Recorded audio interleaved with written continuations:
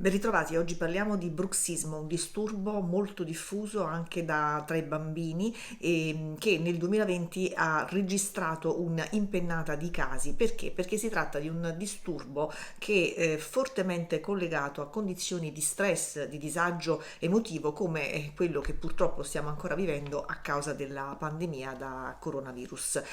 Il bruxismo non è altro che involontaria contrazione dei muscoli della masticazione, dicevamo legata allo stress, ma può esserci anche un problema di malocclusione delle arcate dentarie. Non esiste una cura definitiva, ci sono soltanto delle soluzioni che possono cercare di tamponare un po' il problema, ma ho sentito parlare dello yoga della bocca come strategia per tentare di tenere a bada questo disturbo. Per capire di cosa si tratta e anche capire meglio che cos'è il bruxismo, ho qui ospite il dottor Giuseppe Cicero, parodontologo di Roma e docente di odontoiatria all'Università Europea di Madrid.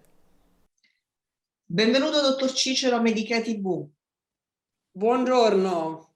Allora, intanto ci spieghi bene che cos'è il bruxismo e quali sono le cause di questo fenomeno.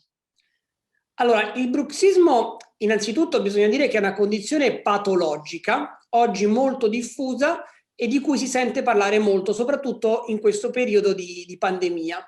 E consiste proprio nel digrignare involontariamente i denti, quindi sfregando gli elementi dentali dell'arcata superiore contro quelli dell'arcata inferiore, o anche semplicemente stringendo eccessivamente le mascelle. E questo dipende proprio dall'involontaria contrazione dei muscoli della masticazione. E in effetti lei l'ha appena un po' detto, cioè la pandemia, essendo una condizione che ci ha messo sotto stress purtroppo da più di un anno, smart working senza pause, la paura di perdere il lavoro, la DAD per i ragazzi, la paura di ammalarsi, tutte queste condizioni di ansia hanno determinato un aumento dei casi di bruxismo. Non so, ci sono dei dati a riguardo oppure sulla base della sua esperienza clinica può dirci qualcosa? Certamente. Allora, innanzitutto tutti gli esperti oggi sono concordi nell'attribuire allo stress e agli stati d'ansia una delle cause principali proprio di questo bruxismo. E abbiamo visto proprio sia in clinica, ma con dei dati anche statistici, che in questo periodo di pandemia il bruxismo è in aumento. E ciò ci dimostra proprio come questa condizione sia alimentata ed aumentata da fattori di stress e di ansia che vediamo proprio durante questo periodo. C'è una correlazione ancora più importante durante questo periodo. Come lei ben accennava, pensiamo ad esempio allo stress da lavoro a distanza o l'ansia di perdere, diciamo, di aver perso il lavoro, la lontananza dalla propria famiglia o dagli stessi amici. Ma capiamo un attimino da un punto di vista scientifico che cosa succede in uno stato di ansia. In una situazione di ansia, la circolazione sanguigna aumenta nelle aree del cervello che presiedono alle reazioni istintive e al sistema di attivazione del ritmo sonno-veglia, e il bruxismo può essere proprio considerato come un sintomo di questo processo. Caspita. Oh, mi dice una cosa, siccome è effettivamente molto diffuso, io stessa conosco diverse persone che ne soffrono, mio figlio ha iniziato a soffrirne quando aveva 6 mesi e mi ricordo che la pediatra mi diceva passerà, crescendo passerà. Devo dire che ora ha 13 anni e non è passato, quindi intanto prima di parlare delle possibili soluzioni, che cosa succede quando bruxiamo? Cioè, che conseguenze ne abbiamo? È una cosa che diciamo possiamo tenerci perché tanto non succede nulla, oppure ci sono delle conseguenze? Quali sono? Ci sono assolutamente delle conseguenze. Innanzitutto, diciamo, dobbiamo sapere che esistono due tipi di bruxismo, uno diurno e uno notturno. Nel caso dello stress, ok, nello stress, in questo caso parliamo di stress da pandemia, sembra essere più coinvolto soprattutto quello diurno, quello da svegli. Infatti molte persone tendono proprio a somatizzare questo stress a livello del cavo orale, serrando i denti o digrignando i denti. Quindi che cosa succede? Può succedere per esempio di svegliarsi al mattino con una forte sensazione di fastidio ai denti o con i muscoli indolenziti del mascellare o del mandibolare, o ancora di più magari un mal di testa ingiustificato o dolore alle orecchie o dolore anche ai muscoli della deglutizione, anche denti più sensibili al caldo e al freddo e addirittura anche dolori alla colonna cervicale. Tutti questi qua sono dei segnali che potrebbero essere riconducibili al bruxismo e a lungo andare, diciamo, questi problemi possono arrecare non soltanto danni alla bocca, ma all'intero organismo, a partire dalle articolazioni fino ai muscoli collegati proprio all'occlusione. Ancora più attenzione, però, io sono un parodontologo, va riposta nei pazienti, per esempio, che soffrono anche di malattia parodontale, ovvero quelle persone che hanno già perso una struttura ossea intorno ai denti, perché nei casi più gravi il bruxismo potrebbe comportare una velocizzazione, cioè quindi velocizzare il processo di perdita dei denti. Quindi maggiore attenzione a chi soffre di malattia parodontale in concomitanza della patologia come il bruxismo, perché questo problema potrebbe portare nei casi più estremi anche alla perdita, diciamo, degli elementi dentali.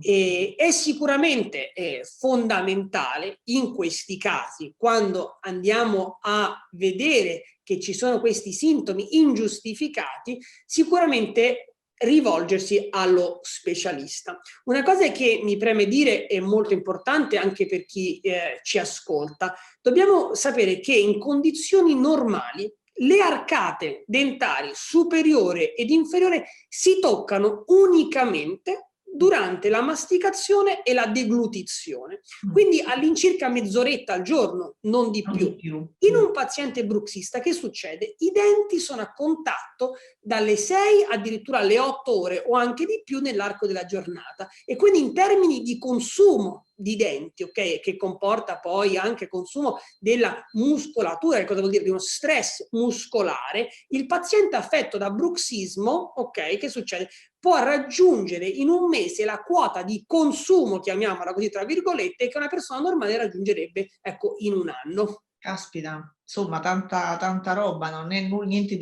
da trascurare. Ma una curiosità, ne soffrono mediamente più gli uomini o le donne? Se c'è Ecco, un dato. statisticamente più le donne, ma diciamo non è una grossa diciamo, differenza diciamo, tra uomini e donne, però tendenzialmente un po' più le donne. Veniamo alle soluzioni. Allora, abbiamo detto che è importante occuparsene, quindi non far finta che non ci sia. Come si corregge questo disturbo? Allora, non esiste innanzitutto una terapia farmacologica specifica. Quello che dico spesso io è un lavoro di squadra, è un lavoro del team, diciamo, che cerca di analizzare, capire le cause, ok, che portano a questa patologia e risolverla in base a una corretta diagnosi. Esistono chiaramente i bite che tutti quanti conosciamo, ma è fondamentale non fare diagnosi da soli usando magari quelli automodellanti di cui sentiamo parlare nelle farmacie o abbiamo sentito parlare diciamo magari da amici. È importante rivolgersi a professionisti che trattano questa patologia per vedere esattamente a quale livello la patologia è arrivata e capire le cause e a quel punto se sarà il bite la soluzione magari fare un bite su misura. Molte volte però anche il bruxismo è dovuto ad una malocclusione. Che cosa vuol dire? Vuol dire che i denti nell'arcata non sono in una posizione corretta e stanno creando questo, diciamo, sovraccarico muscolare e, diciamo, occlusale sui nostri denti, ma anche sulla muscolatura e quindi in quel caso è importantissimo andare a vedere lo specialista. Nel caso delle malocclusioni sarà l'ortodontista, ok, che si occupa proprio delle malocclusioni. Se poi la fonte del problema chiaramente è lo stress, ok, ci sono delle tecniche come quelle che abbiamo chiamato oggi lo yoga della bocca, sono tecniche di rilassamento muscolare, quindi consistono nel rilassare i muscoli coinvolti e aiutano ad avere una consapevolezza delle proprie attività dentali, in questo caso involontarie, cioè quindi creare una consapevolezza dell'involontarietà dell'atto. Okay? Infatti, dottor Cicero, il motivo per cui l'ho invitata è proprio questo, lo yoga della bocca, che mi ha tanto incuriosito, no? Cioè, sì. siamo abituati a sentir parlare di yoga, poi in quest'anno di pandemia c'è stato un boom delle discipline che appunto aiutano, possono favorire il rilassamento. Ma in che modo, innanzitutto, che cos'è lo yoga della bocca? In che modo ci può aiutare a combattere il bruxismo e come si fa? Ok, allora innanzitutto il termine yoga della bocca è stato un po' coniato dal mondo mediatico, però sicuramente ha un suo significato specifico. Abbiamo detto che all'interno di questi esercizi, quando già parliamo della parola yoga, parliamo di esercizi che fanno rilassare parti del corpo che soffrono, diciamo, in questo caso da stress o da stati Tensioni. di ansia. Quindi consiste proprio nel rilassare i muscoli coinvolti attraverso degli esercizi.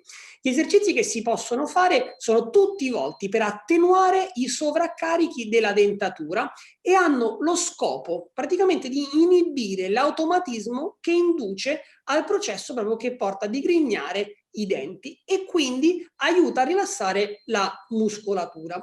Ma la cosa iniziale, ok, anche diciamo perché lo yoga crea che cosa? Crea una segnale, ok, una consapevolezza, dove nei momenti in cui siamo, per esempio, concentrati nelle nostre attività quotidiane, ci porta consciamente a controllare cosa stiamo facendo, in questo caso con la bocca. Quindi molte volte cose molto semplici come un semplice promemoria vicino al computer per chi lavora al computer o in un posto dove riusciamo a vederlo, diciamo, costantemente, ecco, durante la nostra giornata, che ci porta a ricordare di non tenere i denti a contatto, potrebbe essere un punto di partenza eccellente. Ok, quindi innanzitutto creare la consapevolezza.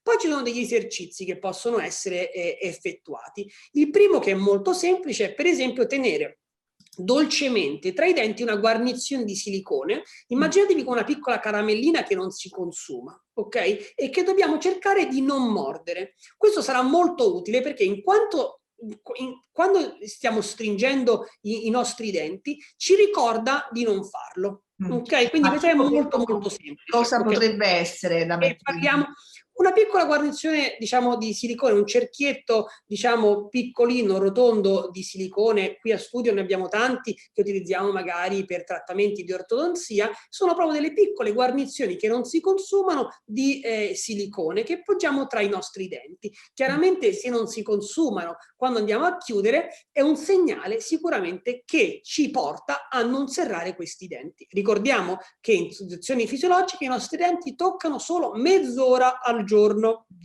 Un altro esercizio qual è per rilassare la muscolatura che si può fare? È posizionare la lingua sul palato e mantenere le labbra socchiuse ed i denti separati per una distanza di circa 1 centimetro e fare dei piccoli movimenti di apertura e chiusura nell'ambito di questo centimetro per 20 volte. È un esercizio che possiamo fare quante volte?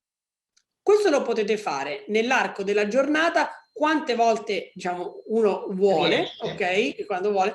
Però, ripeto, questi esercizi non sono la cura del bruxismo, diciamo, fanno parte, diciamo, di un trattamento multidisciplinare dove se la causa principale è lo stress e l'ansia, ci aiuta a diminuire questo stress. Quindi è un insieme, creare la consapevolezza, diminuire le ore della giornata in cui i denti sono a contatto e cercare di aiutare a limitare proprio questa, diciamo, involontaria forza eccessiva nel digrignare i denti attraverso questi esercizi. Quindi non è una cura, facciamo questi esercizi, risolvo il No, problema, no, chiaro. ci aiuta, è un insieme. Che Ok, tra l'altro quindi ci fa bene in generale, immagino.